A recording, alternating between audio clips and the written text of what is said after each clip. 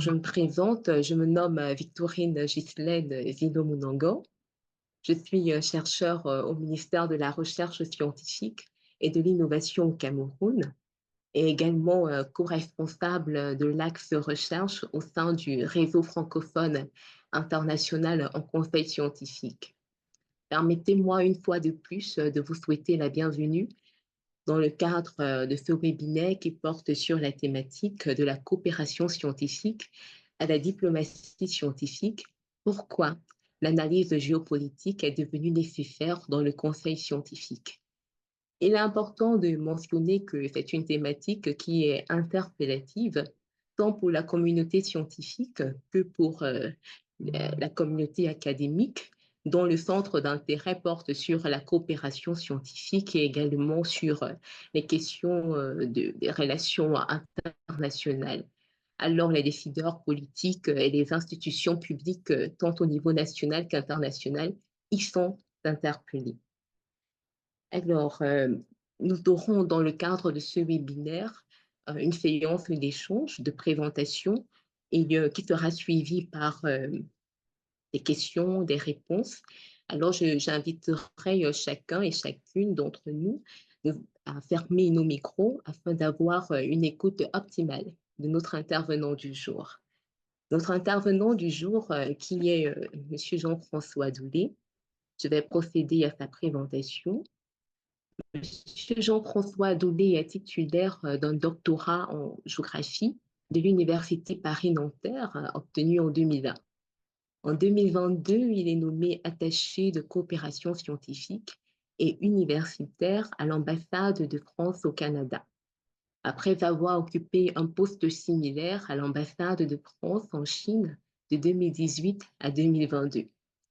Fort de 25 ans d'expérience dans la recherche et l'enseignement supérieur en France, il est maître de conférences à l'École d'humanisme de Paris avant son départ à l'étranger, où il co-dirige le Centre franco-chinois Ville et Territoire de 2009 à 2018. Alors, M. Jean-François Doulé a signé de nombreux ouvrages et articles scientifiques dans le domaine de l'urbanisme, des transports et des études chinoises. Au cours de sa carrière, il a également réalisé plusieurs missions de conseil scientifique pour de grandes entreprises et collectivités locales. Sous son initiative, l'ambassade de France au Canada a établi une chaire de recherche en diplomatie scientifique à l'Université d'Ottawa, dont le lancement officiel a eu lieu en mai 2024. En reconnaissance de son engagement, il a été décoré chevalier dans l'Ordre des Palmes académiques en 2022. Alors, monsieur, messieurs, mesdames et messieurs, je vous invite à avoir une oreille attentive à la présentation de notre intervenant du jour, monsieur Jean-François Doulé. Vous avez la parole. Merci. Merci beaucoup Victorine pour cette présentation et merci à tous d'avoir pris le temps et de prendre le temps de vous connecter aujourd'hui. J'en suis très très honoré et merci donc au Réseau francophone international en conseil scientifique pour l'invitation et donc l'invitation à partager mon expérience et ma réflexion. Je crois que dans votre réseau, on s'intéresse aux deux, à la théorie et à la pratique. Et je débuterai en disant que je parle à double titre, même si je ne représente pas aujourd'hui mon institution, mais je parle au titre de la diplomatie scientifique française. Donc je suis un représentant dans le réseau diplomatique français, plusieurs dizaines, voire centaines, il y en a 200 à peu près, font le métier que je fais. Au titre aussi de représentant de l'enseignement supérieur français, de l'université française à laquelle j'appartiens. Voilà, donc c'est important de situer mon analyse et avec une petite spécificité, vous l'avez mentionné, l'ambassade de France à Ottawa a proposé la création d'une chaire de recherche en diplomatie scientifique en partenariat avec l'Université d'Ottawa. C'est un modèle totalement inédit, une expérimentation pour engager deux pays, deux États, la France et le Canada, dans une réflexion sur un sujet, vous êtes tous rendus compte, qui était devenu un sujet d'importance dans les discussions, dans les analyses politiques, journalistiques, etc. Donc on va revenir aujourd'hui sur l'effervescence autour de la diplomatie scientifique. Autre point de préambule, je vais porter mon analyse particulièrement sur la théorie et la pratique de ce qu'on appelle la diplomatie scientifique et son actualité, tout en essayant de me raccrocher à ce qui est au cœur de votre réseau, à savoir le conseil scientifique. Hein, j'ai bien compris qu'on était effectivement dans un réseau entre collègues dont le métier ou l'intérêt portait sur cette notion de conseil scientifique. Donc j'essaierai de retomber sur mes pattes, hein, si vous me permettez l'expression, euh, dans mon analyse. Alors j'ai intitulé mon analyse, le titre donc de ma présentation, c'est de la coopération scientifique à la diplomatie scientifique pour de façon très caricaturale exprimer un changement de paradigme sur lequel je vais revenir. Je pense que c'est un changement paradigmatique et théorique et de la pratique. Hein, j'y reviendrai également. Et l'un des éléments, et c'est au cœur du sous-titre qui me semble important, c'est la culture géopolitique. Hein, en tant que géographe, c'est quelque chose qui me touche personnellement et professionnellement. Donc l'émission, hein, au sens de s'immiscer, hein, l'émission des relations internationales dans le champ du conseil scientifique. Et je crois que ce croisement aujourd'hui dans cette présentation est d'importance. Donc je vais essayer d'être bref. Hein, j'ai quelques slides colorés hein, pour réveiller un peu ceux qui sont en fin de soirée dans leur fuseau horaire, des images, de la couleur. Je vais essayer d'être bref. Je vais essayer de passer quelques messages un peu forts de façon à ce que ça puisse susciter des commentaires de la part des uns et des autres. Pourquoi aujourd'hui évoquer la diplomatie scientifique et qu'est-ce qui mobilise les uns et les autres autour de cette notion. Et je pense que le principal changement de paradigme, hein, le principal phénomène qui touche aussi bien les pays dits occidentaux que les pays émergents, que les pays en voie de développement, en Orient, en Occident, etc., c'est la politisation de la science. Hein, je pense qu'il y a une accélération à l'époque que nous connaissons de ce processus de politisation. Quand je dis politisation, ce n'est pas forcément un terme négatif, hein, ce n'est pas uniquement la prise en compte de la question scientifique dans les politiques publiques nationales, c'est la mise dans les débats publics de la question de la science. Et on le voit très facilement à travers les publications hein, qui sont de plus en plus nombreuses aujourd'hui sur différents sujets scientifiques et de politique scientifique. On le voit dans les déclarations internationales et on le voit dans les formes de mobilisation. Hein, donc j'aime bien la photo au cœur de cette slide, hein, une manifestation aux États-Unis en faveur de la science et qui me fait penser à ce qui est en train aujourd'hui de mobiliser dans plusieurs pays dans le monde. J'en profite pour vous montrer l'affichette. Donc le 7 mars prochain, alors ça c'est l'affiche française, hein, le 7 mars prochain, à l'initiative des collègues américains, sera organisée hein, dans plusieurs villes universitaires une marche, une manifestation pour défendre la place de la science comme bien commun. Donc l'actualité nous rattrape. Hein, et elle nous rattrape sur ce sujet très précis, encore une fois, qu'il faudrait documenter plus que ce que je peux faire aujourd'hui, à savoir la politisation de la science. La science comme bien commun, et donc la science comme élément du débat public. Et moi, je suis convaincu en tant qu'individu, en tant que citoyen, mais aussi en tant que professionnel, qu'on doit, les uns et les autres, nous engager, hein, s'engager dans ce processus qui est un processus aussi de mise en capacité. Hein. J'y reviens tout à l'heure, je pense que dans ce changement de paradigme, il y a aussi une mise en capacité des acteurs de la recherche, des acteurs de la science dans le champ politique. Hein. D'une situation passive, les acteurs deviennent actifs, voire proactifs. Et ça, c'est quelque chose que je trouve extrêmement positif dans un environnement géopolitique plutôt déprimé, hein, plutôt négatif.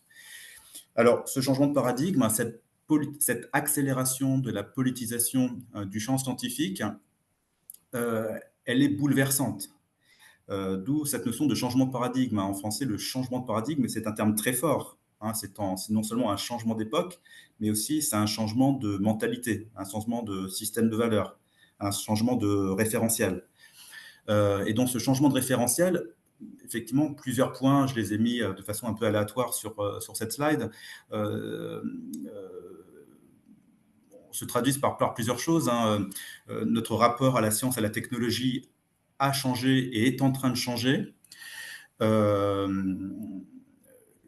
tel point que ce rapport peut être aussi parfois contradictoire ou générer des points de vue contradictoires de façon extrêmement caricaturale. Il faudra bien sûr développer de façon extrêmement caricaturale. On peut voir deux rapports quasi antinomiques à la science et à la technologie dans les narratifs de société, dans les narratifs de développement. Il y a la science qui nous protège, hein, la science de l'environnement, la science de la santé, la science des équilibres, la science de l'inclusion sociale, économique, etc.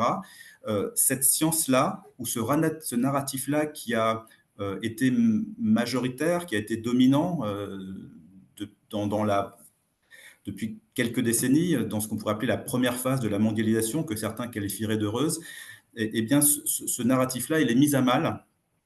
On pourra rentrer dans les détails dans la discussion, confère certaines décisions de l'administration de Trump.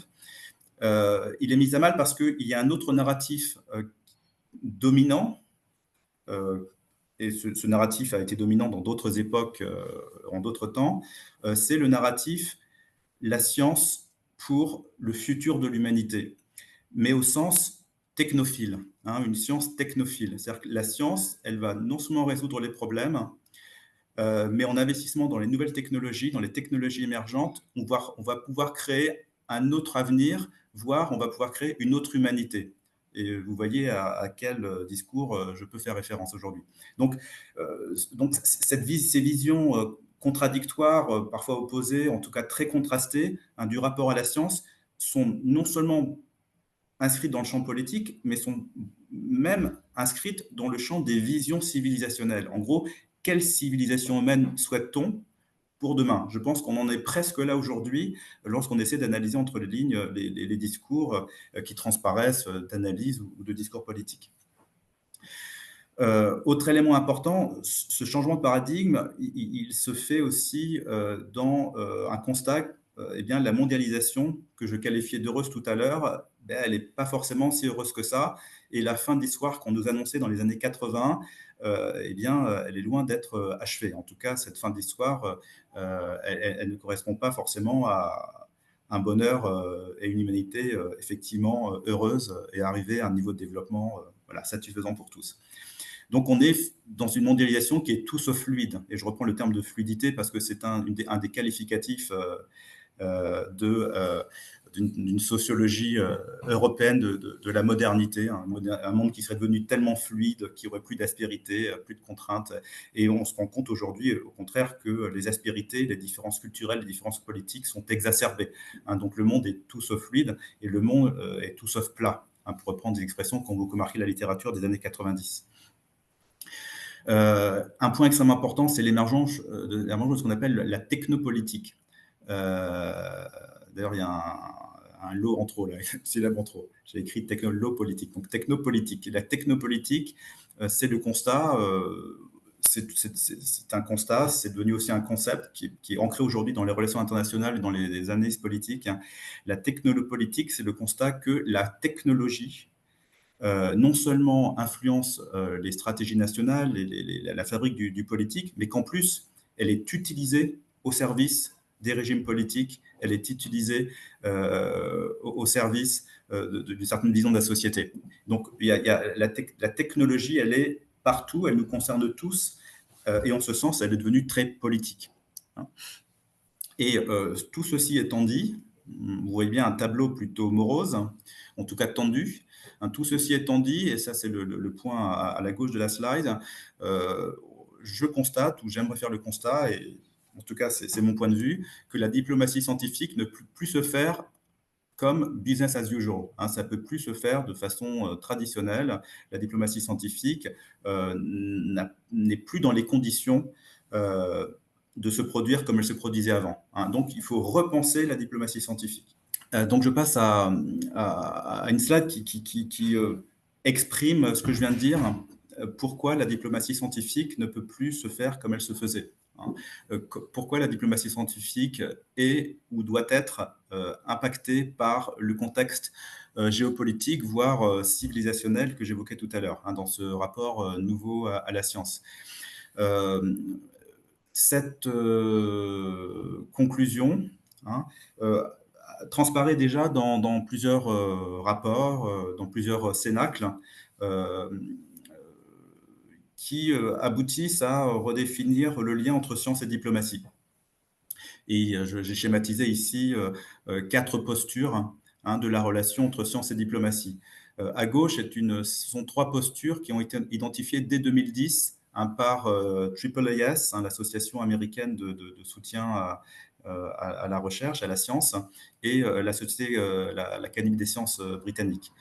Donc un rapport 2010 qui a été un peu fondateur et qui commence à avancer sur l'idée que le rapport à la science doit être plus politique ou qu'il est devenu plus politique. Et on a des choses que vous connaissez bien, donc trois postures.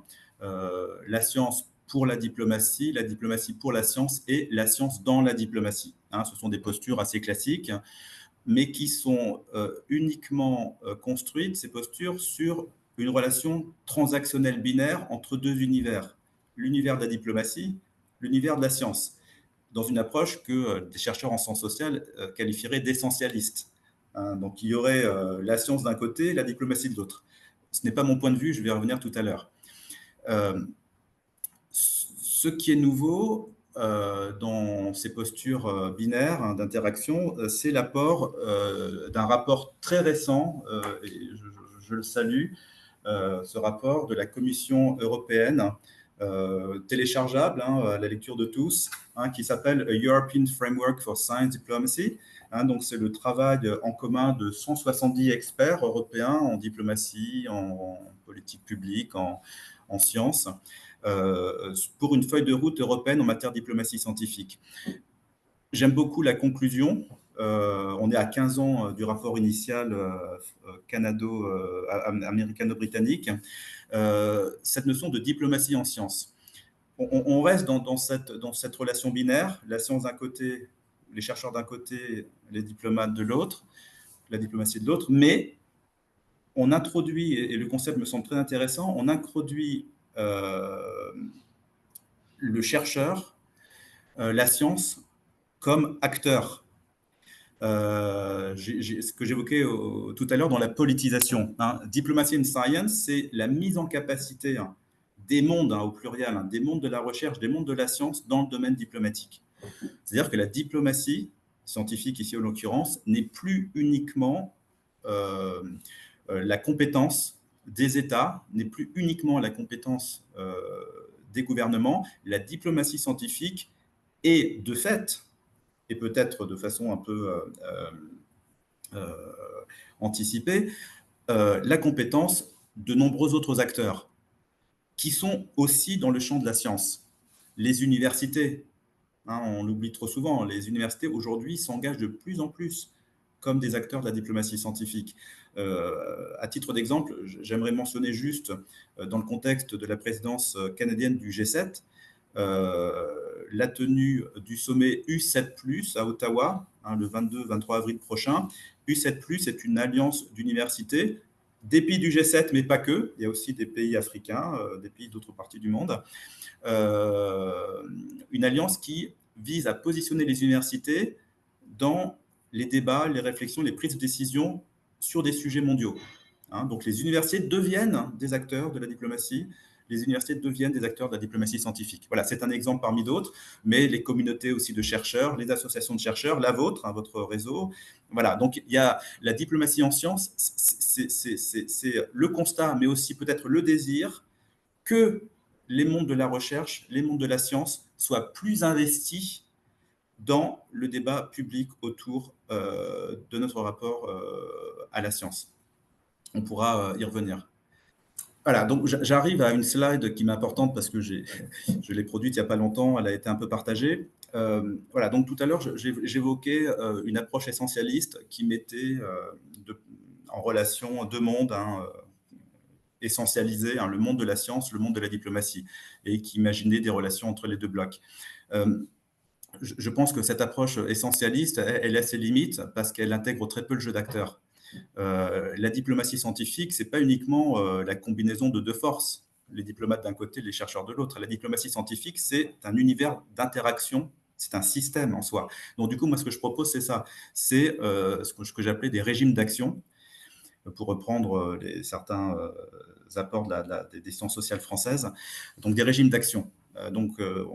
Intéressons-nous à une sociologie de la diplomatie scientifique, intéressons-nous au jeu d'acteurs, hein, au jeu de pouvoir, au jeu d'acteurs, à la construction des récits, etc. Euh, que montre cette slide, c'est qu'il y a quatre régimes d'action, hein. Mais ces quatre régimes d'action, ils ne sont pas prédéfinis, ils sont la résultante de forces du contexte géopolitique mondial, euh, que je propose, hein, bien sûr, ça peut être contestable. Donc il y a deux forces, hein, vous voyez, il y a deux axes, de la coopération en bas vers la compétition en haut, de l'ouverture à gauche vers la fermeture à droite. Donc il y a deux forces, plus de compétition entre États, plus de compétition autour de la science et la technologie, et autre force, plus de fermeture entre États, plus de fermeture sur les enjeux de coopération scientifique et technologique. Voilà. Donc je fais ce constat contestable. Une fois que j'ai ces deux forces, je positionne des systèmes d'action, systèmes d'acteurs. Et on en a quatre. J'aboutis à quatre systèmes d'acteurs. Le premier, la diplomatie scientifique idéale, voire idéale, c'est celle qu'on a peut-être tous en tête lorsqu'on vient du domaine de la science, du domaine de l'université.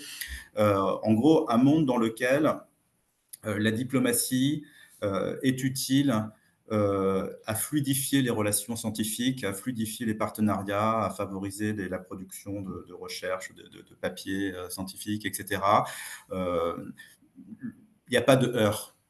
Et les politiques convergent tous vers l'idée qu'il faut faciliter cette mise en relation parce que bon, il n'y a pas d'enjeu particulier et parce que la recherche, ça ne peut pas se faire tout seul. Donc il y a l'idée d'un avantage à l'interaction. Hein, l'interaction est un avantage pour tout le monde. Hein. Ça, c'est la diplomatie scientifique idéale. Certains diraient qu'elle n'existe pas, qu'elle n'a jamais existé.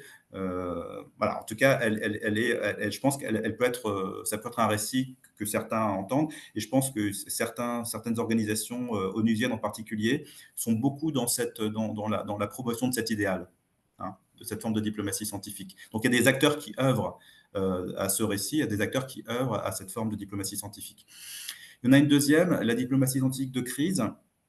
Vous voyez, elle est placée, elle est toujours à gauche, donc en vert, plutôt vers l'ouverture, mais elle est déjà vers le haut, vers la compétition. L'idée, finalement, et beaucoup œuvrent en ce sens, hein, que la diplomatie scientifique, c'est avant tout l'action que mènent certains du domaine de la science ou ceux qui ont à faire appel au domaine de la science sur des grandes négociations internationales pour des traités, pour des accords, pour des actions euh, en faveur d'une gouvernance mondiale des biens communs. Hein, donc la gouvernance mondiale des biens communs, c'est un élément de diplomatie extrêmement important aujourd'hui et ça touche plein de choses. Pour rester dans l'actualité, et en l'occurrence française, hein, c'est mon pays, l'IA et les océans. Hein, il y a quelques semaines, Paris organisait le sommet mondial de l'action pour l'IA, avec au cœur des discussions, de nombreux pays étaient là, de nombreux pays africains, de nombreux pays autres, le Canada en l'occurrence, là où je réside. Donc une convergence sur la nécessité de réfléchir ensemble, de s'entendre ensemble sur le cadre mondial de la gouvernance de l'IA. Hein. Donc un sujet technologique qui, par ses effets potentiellement de niveau risque existentiel, voire moins, bien sûr, mais le risque existentiel, il est posé par beaucoup, ce besoin de se concerter pour éviter justement de devoir à souffrir des affres, hein, d'une technologie mal maîtrisée. Ah, donc un exemple, l'intelligence artificielle. Deuxième exemple qui arrive bientôt en France, hein, à Nice, ce sera la troisième conférence des Nations Unies sur les océans, au mois de juin prochain. Pareil, les océans, bien communs de l'humanité, comment les préserver, comment mieux les connaître, les comprendre. Et donc, de nombreuses annonces seront faites euh, par l'ONU, par les pays membres, par le pays d'accueil qui est la France, sur de nouveaux dispositifs pour collectivement œuvrer à la préservation des océans. Je dis diplomatie scientifique de crise parce qu'en fait, toute cette diplomatie et cette mise en question de la science, elle se fait dans l'urgence. Donc, il y a une espèce d'urgence à agir, hein. Donc, c'est l'urgence à agir qui nous pousse à nous rassembler tous et à s'accorder tous. Sauf que, et c'est là où est positionné le bloc, hein, le numéro 2, vers le haut, ça ne plaît pas à tous. Hein, ça ne plaît pas à tous parce que cette diplomatie scientifique de crise, elle a pour mission de s'appesantir tout particulièrement sur la gestion des biens communs de l'humanité, hein, pour les préserver. Comme je l'ai rappelé tout à l'heure, il y a une espèce aujourd'hui de conflit entre deux récits antinomiques du rapport à la science. Donc la science pour préserver notre futur, pour préserver notre santé, pour préserver notre environnement, et une science pour caricaturer, pour aller sur Mars ou nous transformer en transhumains. Donc ces deux récits pénalisent beaucoup la diplomatie scientifique qui, de fait, est caractérisée par la crise. Donc ça ne se fait pas facilement. Hein, on n'est pas dans la diplomatie scientifique idéale. Hein, ces traités internationaux, ces accords internationaux ne se font pas facilement parce qu'il y a la compétition entre États, et non seulement la compétition entre États, mais aussi la compétition entre des récits de sociétés, voire de civilisations. Et ensuite, on passe à droite dans les espaces rouges. Donc, ça devient un peu plus sensible. Et là, on arrive sur quoi? On arrive sur le 3, la diplomatie scientifique affinitaire. Donc, on est toujours dans de la coopération, mais on est aussi dans de la fermeture. On est sur quoi? On est sur la diplomatie entre pays affinitaires, euh, plutôt entre pays riches, ou entre pays qui partagent autre chose. On est aussi entre francophones. On peut très bien aussi décrire très facilement une diplomatie scientifique affinitaire francophone. Hein.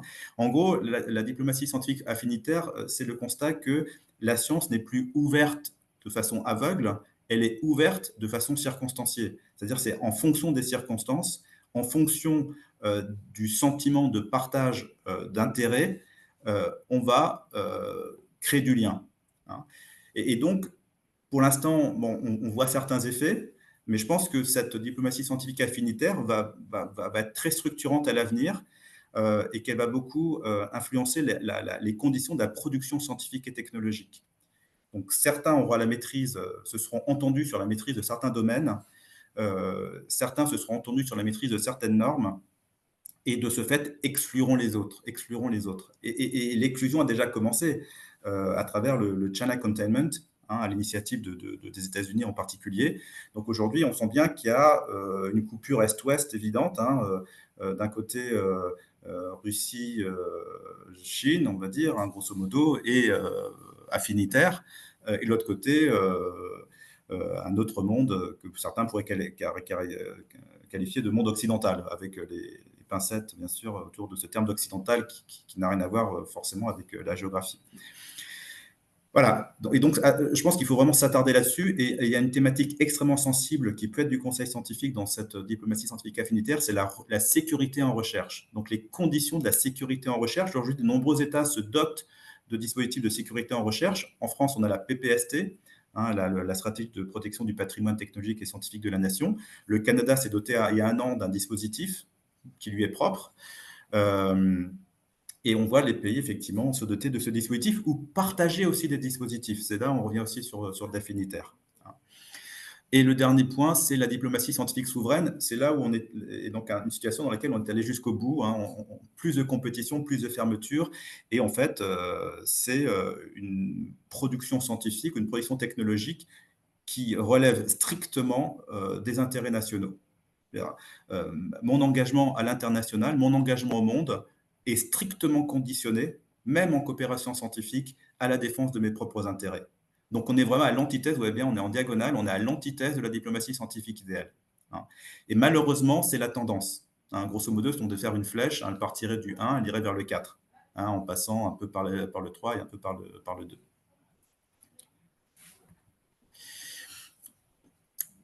Voilà, donc ce cadre un peu théorico-intuitif posé, revenons aux bases des métiers.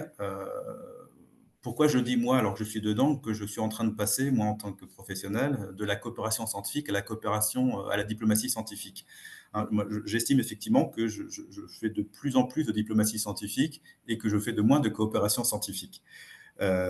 Ou plutôt que je dois être plus sensible dans mon métier à la diplomatie scientifique, à la coopération scientifique. La coopération scientifique, qu'est-ce que c'est? Bon, on en pratique tous, hein, lorsqu'on est directeur des relations internationales ou directrice des relations internationales d'une université, lorsqu'on est à la tête des relations internationales d'un organisme de recherche, qu'on travaille dans un ministère, dans une agence spécialisée, etc. On fait de la coopération scientifique, on en a toujours fait, hein. La coopération scientifique, c'est, j'allais dire, la dimension descriptive du métier. C'est soutenir des collaborations, c'est financer de nouveaux projets, c'est aider la mobilité des chercheurs, en particulier des jeunes chercheurs, c'est cofinancer éventuellement des infrastructures de recherche. Et on a de très beaux exemples, hein, le CERN en France sur la physique des particules, les observatoires des neutrinos, aussi bien dans le Pacifique que dans la Méditerranée. Euh, voilà, donc on a plein d'exemples, hein, de cofinancement des grandes infrastructures de recherche. C'est aussi faciliter la diffusion des résultats de la recherche, donc la dissémination, l'open source, l'open édition, etc. Voilà. Donc ça, c'est de la coopération scientifique. C'est un métier donc, qui consiste à, plus ou moins, grosso modo, à gérer des outils préexistants et à ne pas poser de dimension politique à la gestion de ces outils. Puisque le principe, c'est d'ouvrir au plus grand nombre et de faire participer le plus grand nombre. Voilà. On est quand même, vous voyez bien, dans une diplomatie scientifique idéale, hein. Comme s'il n'y avait pas de régime de contrainte qui pesait sur celui qui ou celle qui doit gérer ces programmes. La diplomatie scientifique, c'est un peu autre chose. C'est-à-dire, on peut garder les mêmes éléments descriptifs, mais on est sous contrainte de les problématiser, hein. Et c'est quoi la diplomatie scientifique? Ben, c'est définir les conditions de la collaboration scientifique. C'est-à-dire que la collaboration scientifique, elle n'existe pas par nature ou elle n'est pas bonne par nature, hein. Donc, le régime de contrainte actuel nous oblige à définir ce qui est une bonne collaboration scientifique d'une mauvaise collaboration scientifique ou une collaboration scientifique utile d'une collaboration scientifique inutile. Donc, du coup, on met de la valeur, hein, on hiérarchise. Quand on hiérarchise, bien, on exclut. La diplomatie scientifique, c'est aussi identifier les opportunités économiques des partenariats internationaux. De nombreux pays se posent les mêmes questions. Le Canada se pose depuis quelque temps aussi cette question. Avec qui dois-je collaborer pour optimiser mon avantage comparatif, avec qui dois-je collaborer pour optimiser ma position sur l'échiquier international, hein. C'est aussi valoriser son potentiel scientifique, hein, pour attirer des investisseurs, utiliser de façon proactive sa diaspora scientifique, hein, donc une vision assez utilitariste aussi quelque part, et aussi rassembler autour de soi d'autres États pour valoriser aussi sa position sur l'échiquier mondial. Voilà, donc on voit bien ce glissement, on pourra y revenir. Et dernier point, je vais m'arrêter là parce que je vois que l'heure tourne, la boîte à outils, hein, aujourd'hui, être en diplomatie scientifique, c'est produire quel type de conseil. Donc moi je mets la diplomatie scientifique, c'est du conseil géostratégique. C'est une forme de conseil scientifique, hein. Et dans cette boîte à outils, ben, il y a des qualités que les uns et les autres doivent avoir pour faire le métier avec passion. Déjà la passion, hein, je l'ai mis, hein. Ben aussi, il faut avoir une certaine expérience du monde, hein. Sinon, si le monde ne nous dit rien, ne nous intéresse pas, c'est même pas la peine de débuter quoi que ce soit. Il faut avoir une bonne culture scientifique, c'est en capacité de comprendre ce qui est à la frontière de tous les grands champs scientifiques, la génomique, le quantique, l'IA, la médecine, l'agronomie, etc., etc., etc. Donc, il faut comprendre où ça se joue, hein, où sont les espaces de frontières, hein, du champ scientifico-technologique. Il faut faire l'usage de la bibliométrie, hein, donc il y a des outils qu'on utilise aussi en ambassade, dans les ambassades françaises pour déterminer les jeux de puissance, les rapports de force, les compétences des uns et des autres dans tel ou tel domaine scientifique ou technologique. Les méthodes de la prospective, hein, les Suisses sont extrêmement forts. Hein, vous savez tous qu'à Genève, la ville de Genève, le canton de Genève a développé un gros savoir-faire, une grosse compétence en matière de prospective. Euh, des sujets scientifiques et technologiques. Hein. C'est le point d'entrée de la diplomatie scientifique proposée par la Suisse. Donc effectivement, il faut être en capacité de se projeter dans le futur pour évaluer effectivement les meilleures façons de faire avancer ses intérêts. Et le dernier point, bien sûr, je l'ai répété plusieurs fois, il faut être sensible au jeu d'acteurs. Hein. Il faut avoir un sens politique. On ne peut pas faire de la diplomatie scientifique sans avoir un sens du politique. Sinon, on ne fait que de la coopération scientifique. Donc, avoir un sens du politique, ça veut dire comprendre les jeux des États, comprendre même le jeu de son propre État, comprendre les jeux des ministères au sein d'un même État, comprendre les jeux des institutions, comprendre les jeux des universités entre elles. Voilà, donc un sens politique. Et une fois qu'on a compris effectivement l'univers politique dans lequel on évolue, eh bien, on peut prendre des décisions et faire des choix qui sont plus stratégiques que la simple coopération scientifique. Je vais m'arrêter là, j'étais très bavard, désolé. L'échange va être plus important que ce que j'ai pu, bien sûr, vous présenter. Nous vous remercions, Monsieur Jean-François Doulet, pour cette présentation édifiante. Et vous nous avez transporté dans l'univers de la diplomatie scientifique, tout en répondant à la question pourquoi l'analyse géopolitique est devenue nécessaire dans le conseil scientifique. Nous vous remercions pour cette présentation et je suis sûre que votre présentation a suscité davantage de questions, sinon des commentaires, des avis que les participants voudraient partager avec nous. Alors, j'inviterai les participants, mesdames, messieurs, à mentionner vos questions dans le chat, sinon par un lever de main virtuel pour signifier votre désir d'intervenir. Ouais, si je peux intervenir, je pense on est suffisamment peu nombreux hein, pour que les uns et les autres prennent la parole et ne se gênent pas de poser leurs questions de vive voix plutôt que de taper la question dans le chat. Hein, on est vraiment entre nous. Hein. D'accord.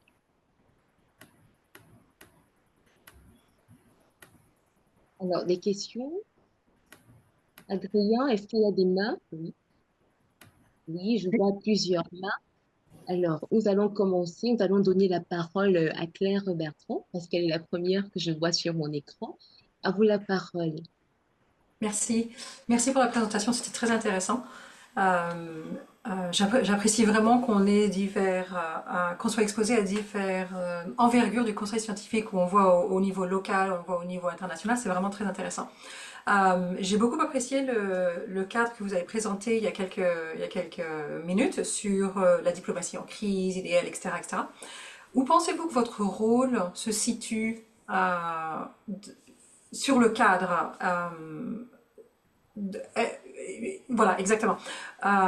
Votre rôle se situe où, de manière générale, et bien que j'imagine que, en fonction des circonstances, vous devez naviguer un petit peu le cadre de toute façon, mais la plupart du temps, votre rôle se situe où?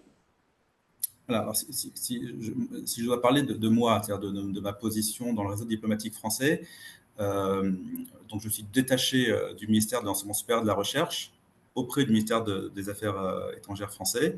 Je suis dans le service de coopération et ces éléments sont importants pour vous dire finalement que normalement, hein, je suis dans le 1.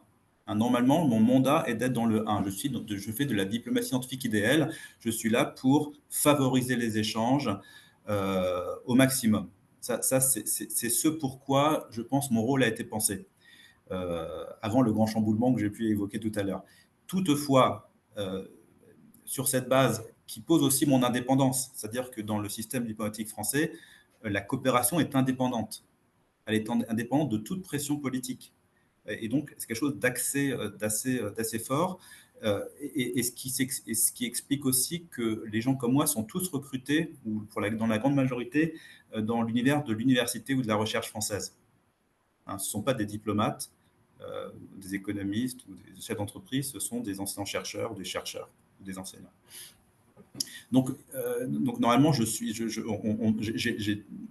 gens comme moi ont toute l'attitude pour faire de la diplomatie scientifique idéale. Toutefois, on est aussi dans les 3 autres cases.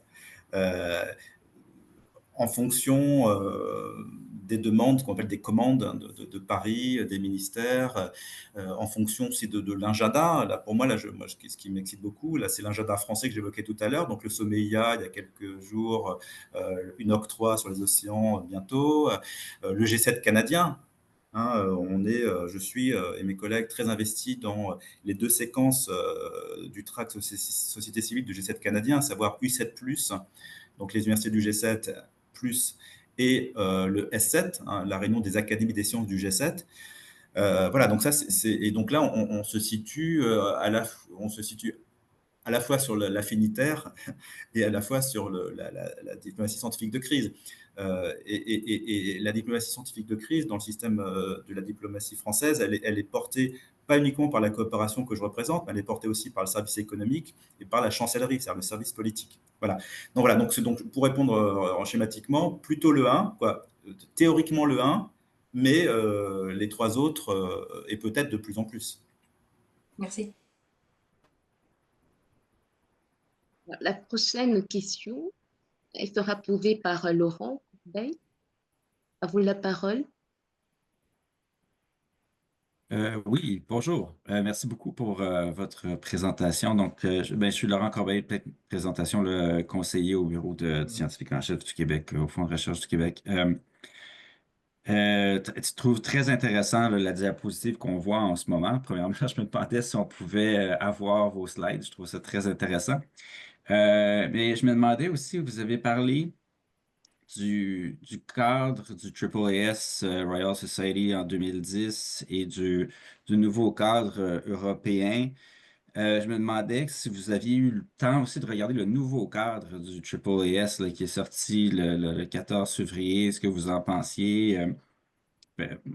Personnellement, j'ai trouvé que la dichotomie dont vous parliez un peu là, entre diplomatie et science et l'un ne peut pas se mélanger, c'est très, très présent, même dans ce nouveau cadre-là. J'aurais aimé ça vous entendre là-dessus. Effectivement, oui, j'ai regardé. En fait, le rapport, quoi, la vision actualisée de AAAS ne modifie pas leur cadre théorique. Hein. Même, il le renforce. C'est-à-dire que j'ai remarqué, effectivement, leur nouveau rapport, hein, ils sont encore plus essentialistes. Hein. Il y a toujours très fort, d'ailleurs, ils mettent 2 fois le même schéma. Hein. On a la science d'un côté, la diplomatie de l'autre. Et eux, ils expliquent que ce qui les intéresse, c'est les flèches entre les 2 pôles. Hein. Donc, on est vraiment toujours dans cette dichotomie. Pourquoi? Entre autres parce que la AAAS, sa mission, c'est de faire du lobby. C'est de faire du lobby pour les scientifiques.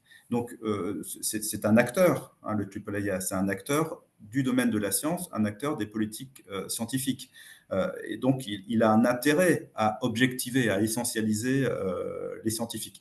Et donc, c'est les scientifiques toujours face à quelque chose. Hein. Son métier, ils ne font pas de la diplomatie scientifique. Leur métier, ce n'est pas de fondre les 2 champs. Hein. Leur métier, c'est de s'assurer que le champ des scientifiques reste un champ écouté, légitime, pertinent. Hein. Et d'ailleurs, les recommandations qu'ils donnent sont essentiellement des recommandations d'ordre qui touchent les politiques scientifiques et les conditions de la production de la recherche, les conditions d'écoute et de légitimité données à la parole des chercheurs. Donc, on est vraiment, encore une fois, dans ce champ d'action-là. Hein. Voilà. Alors que la démarche européenne est tout autre, totalement autre. Merci. Alors, le prochain intervenant est Titine Kouenzi. Vous pouvez ouvrir votre micro. Oui, bonjour. Merci beaucoup pour cette présentation. Moi, j'avais juste une petite question. C'est clair que la diplomatie scientifique, c'est un domaine de recherche, c'est très intéressant. Ça évolue beaucoup. Il y a des questions évidemment très pertinentes de plus en plus. Les chercheurs s'intéressent à ça et ça se développe un peu partout. Mais je me posais la question de savoir si ça devient aussi un domaine d'enseignement. Est-ce que il existe déjà des universités où c'est donné comme cours, comme formation pour des étudiants dans le domaine? Euh, euh, alors, donc, on va dire que le champ est issu du domaine scientifique universitaire américain, états-unien. Euh, donc, certaines universités américaines ont des centres en diplomatie scientifique, hein, ou des instituts de diplomatie scientifique. Donc, c'est déjà, dès le départ, hein, intégré au moins déjà dans une ou deux universités de l'Est américain, l'Est états-unien, euh, avec, je pense, des influences sur les formations. Euh, Côté européen, très tôt, il y a plusieurs années déjà, lorsque l'Europe a financé des recherches sur la diplomatie scientifique, les livrables et les recommandations de ces recherches portaient sur la formation. Donc, effectivement, et nous, notre ministère est en train de beaucoup travailler sur la formation en diplomatie scientifique.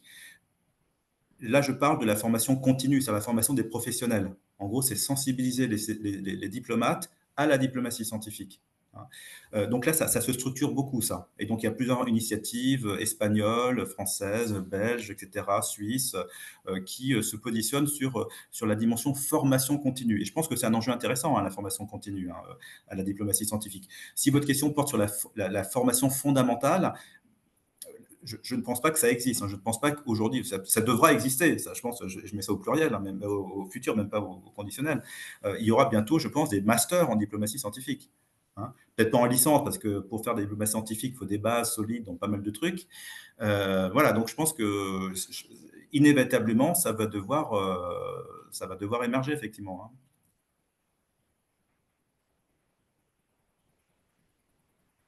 Alors, Titi, j'espère que vous avez obtenu satisfaction.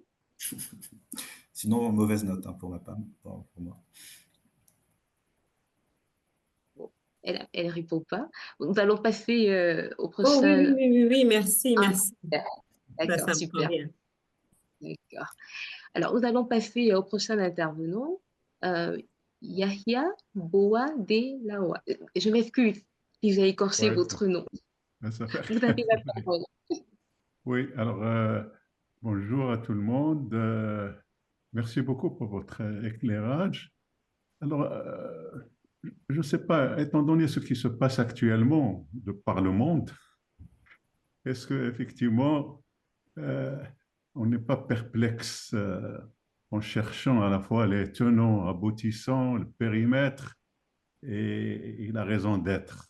Quand il y a la force, est-ce que l'intelligence a une raison d'être? Donc voilà un peu le. Alors, c'est vrai qu'on a été un petit peu habitué, surtout dans les conventions internationales.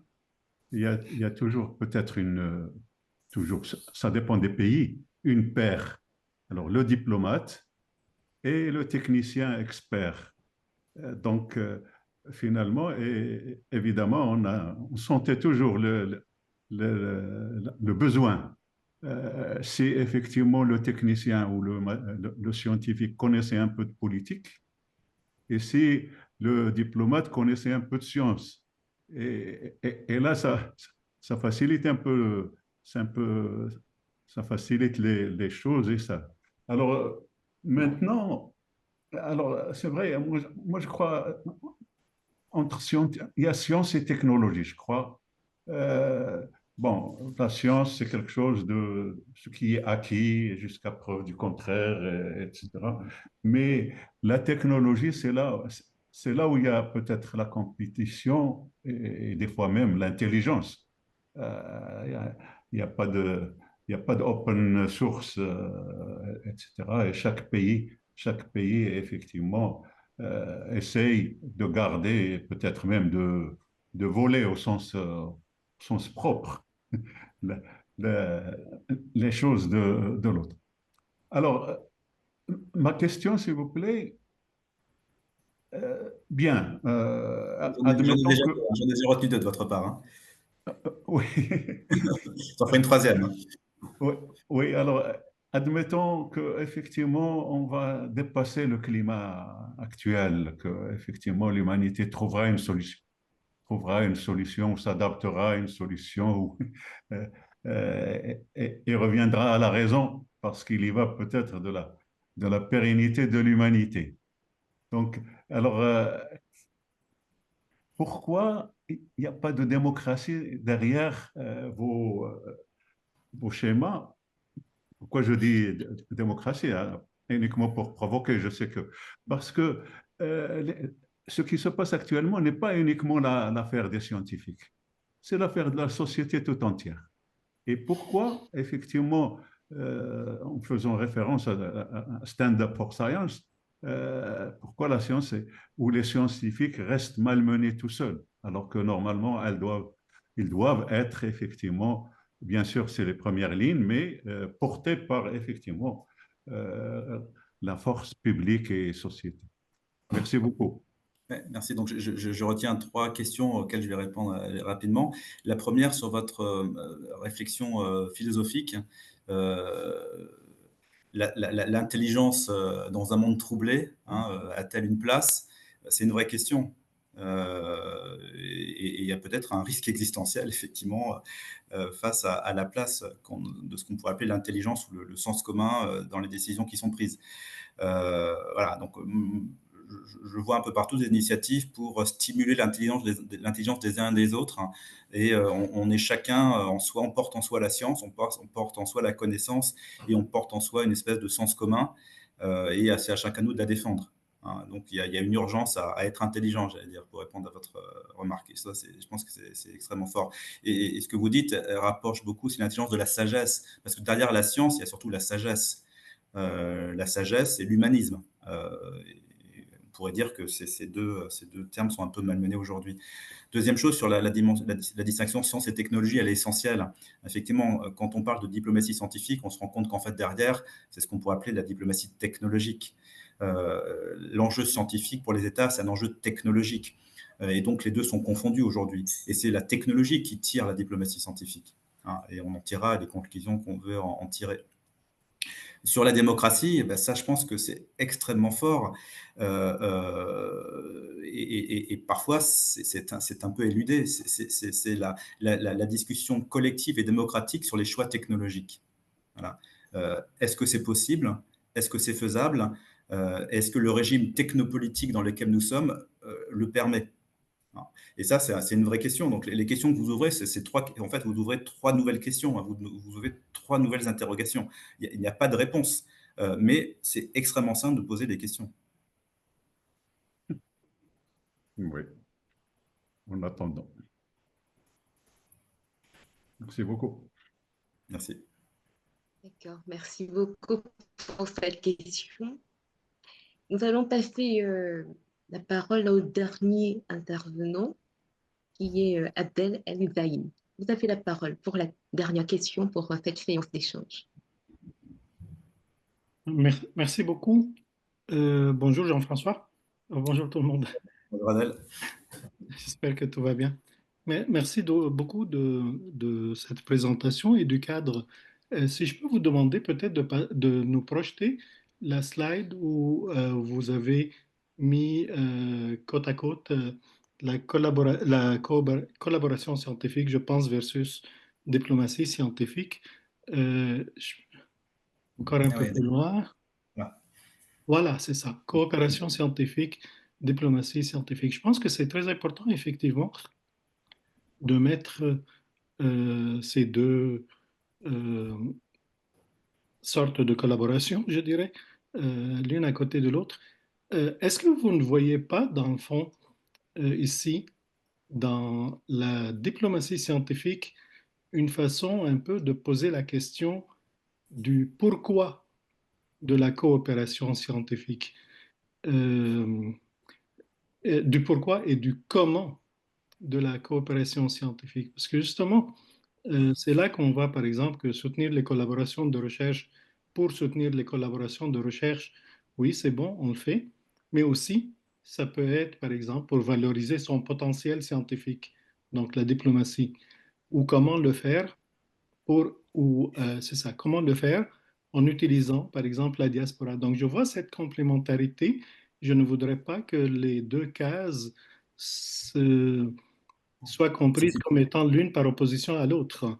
Non, non, non, pas du tout. Non, pas du Et, tout.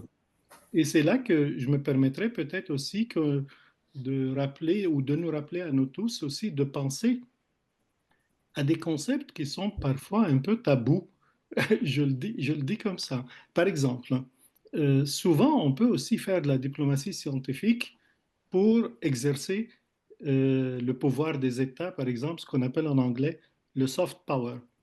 Et le soft power ici, ben, qu'est-ce que vous voulez? C'est une réalité et c'est même parfois euh, une raison fondamentale. Mais aussi, on le fait parfois, par exemple, le Sciences pour le développement.